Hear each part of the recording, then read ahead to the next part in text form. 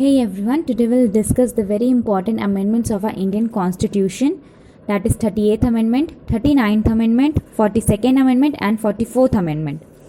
पहला जो हमारा अमेंडमेंट आया वो है 38th अमेंडमेंट.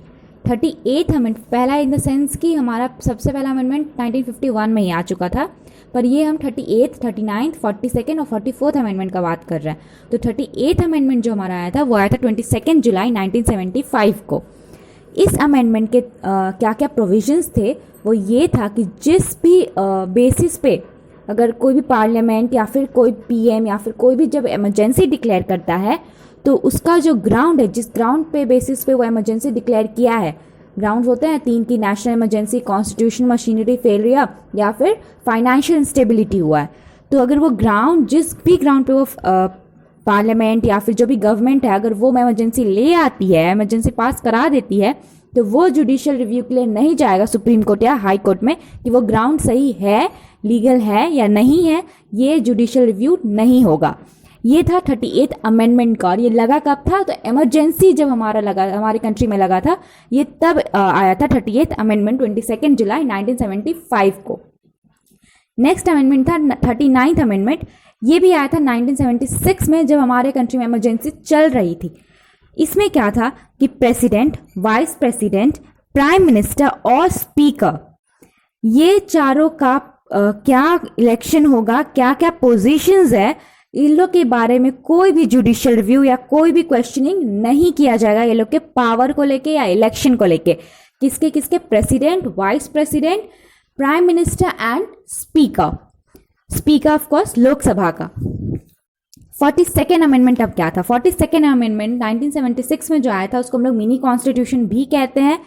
मिनी कॉन्स्टिट्यूशन इसलिए कहते हैं क्योंकि इस वाले 42nd अमेंडमेंट में ऐसा बहुत सारा चेंजेस हुआ था, बहुत सारा अमेंडमेंट लाया गया था जो कि हमारे कॉन्स्टिट्यूशन को बहुत बेसिक तरीके से डिफाइन करता है या फिर उसका एक स्ट्रक्चर फॉर्मुलेट करता है. इसलिए हम लोग एक मिनी कॉन्स्टिट्यूशन इसको नाम रेफर किए हैं. 42nd अमेंडमेंट एक्ट जब आया था 1976 में, तो इस टाइम पे हमारे जो ये इंदिरा गांधी की गवर्नमेंट थी, उसका अपोजिशन जो गवर्नमेंट थी वो बहुत सारे उसके एमपी जेल में ही थे उस वक्त. तो कोई अपोजिशन कर नहीं पाया था कि हाँ ये लाना चाहिए नहीं लाना चाहिए.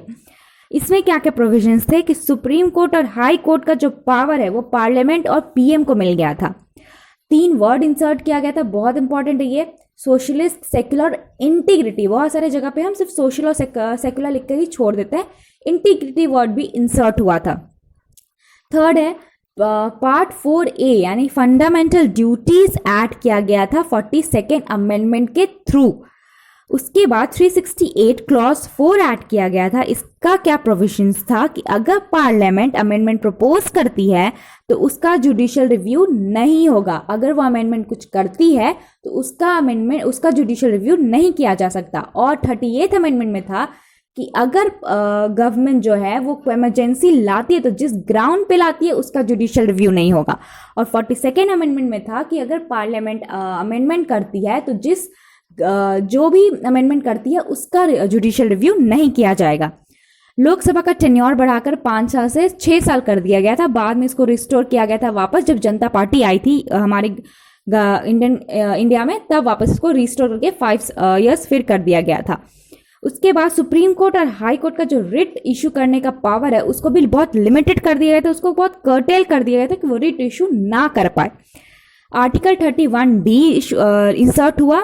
उसका क्या था प्रोविजंस कि ये गवर्नमेंट जो हमारी है वो एंटी नेशनल एक्टिविटीज जो भी उनको लगेगा उसके बेसिस पे वो कोई भी लॉज या कोई भी अमेंडमेंट्स बना सकती है, और उस लॉ या अमेंडमेंट को हम लोग को मानना होगा. और वो चाहे तो फंडामेंटल राइट्स को भी नल एंड वॉइड या फिर सस्पेंड कर सकती है अगर उसको लगेगा ये एंटी नेशनल एक्टिविटीज को प्रमोट कर रहा है. तो ये सब चीजें थी 42nd अमेंडमेंट की.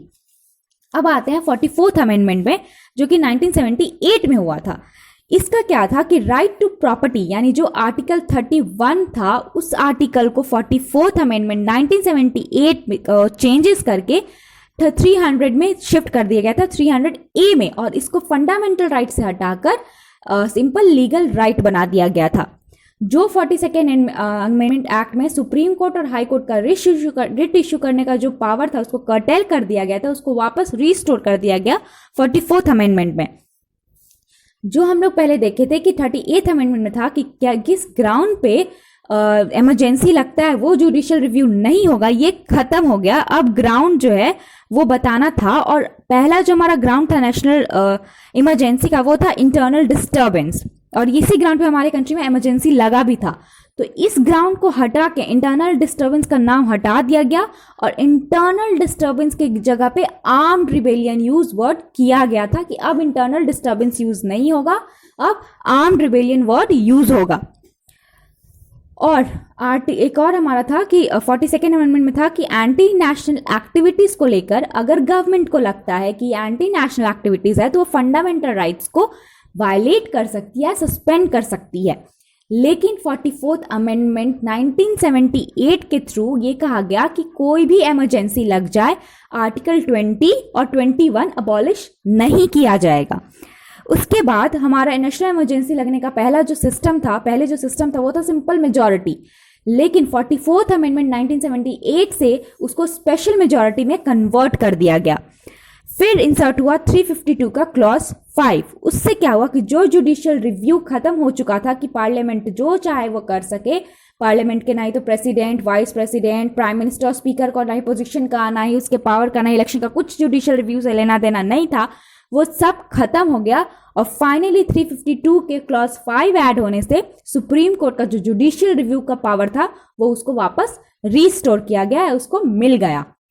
सो ये था 38, 39, 42nd और 44th अमेंडमेंट एक्ट। इसमें कुछ स्पेशल प्रोविजंस है,